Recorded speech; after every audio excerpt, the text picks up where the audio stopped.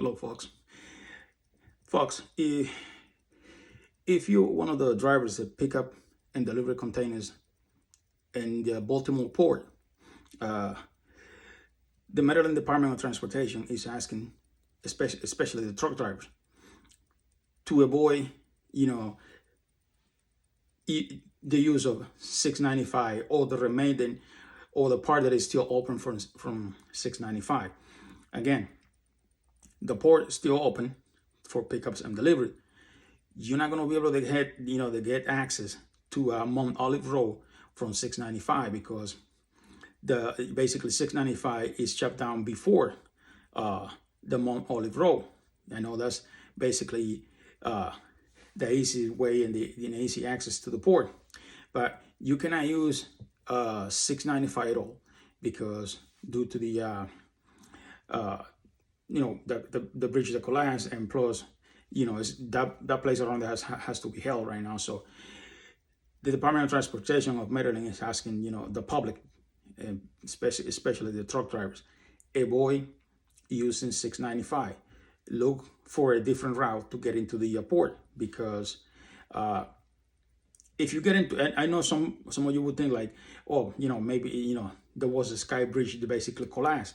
The thing is like the 695 highway is shut down, both directions. So if you think that you're gonna try to get access to the port coming, I think it's like west on 695, you're not gonna be able to get access to to the port from 695. So avoid the area. I know if you guys pick up and deliver containers, that's what you do, especially if you live in Maryland and in Baltimore area. So that's what you do. I understand you have to go there, but remember, if you don't work there and you just want to pick up a container and deliver over there, to me, my personal opinion, is not worth it right now because you're gonna lose a lot of time going in, and you're gonna waste a lot of time basically trying to get out because of the traffic. So remember, that place around there, okay, there was always a congestion of traffic. There was a lot of traffic around there.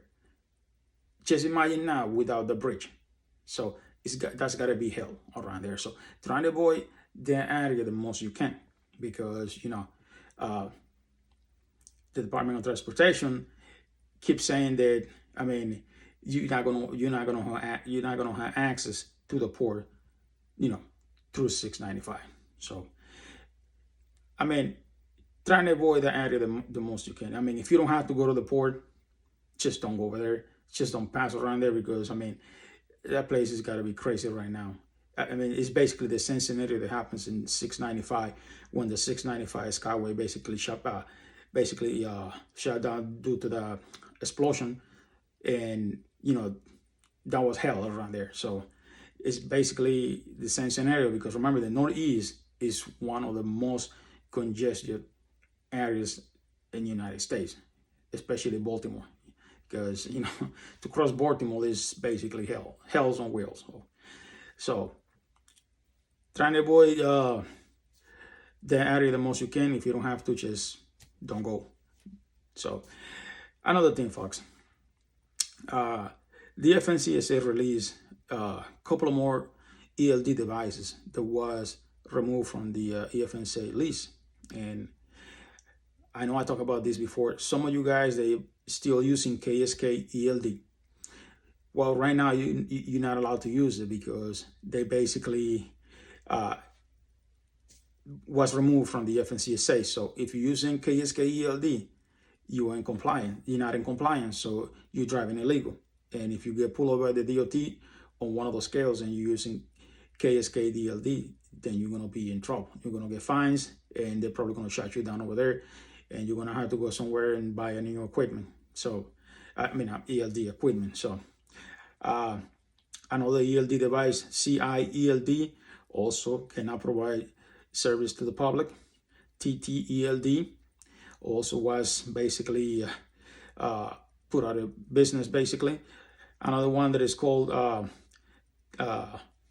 TTELD 1010 device, also removed from the FMCSA. And folks, if you're using a ELD that lets you edit the driving time, soon or later they're gonna catch these people, and then you're gonna waste your money. And I think I talked about this before. You basically trying to get something cheaper. I know you're trying to get something cheap so you can, get more for your money. But sometimes the cheaper they are, the more trouble you can get, because now you got a lot of bunch of ELD devices that basically the FNCSA put out of business because they're not comply with the FNCSA, the FNCSA regulations. And the Department of Transportation is basically targeting all these little small ELD provider, and soon they find out that they're doing a bad job, and then you can edit the driving times, then boom, they go out of service, and then you lose your money. So again, if you want to check that the ELD device you're using,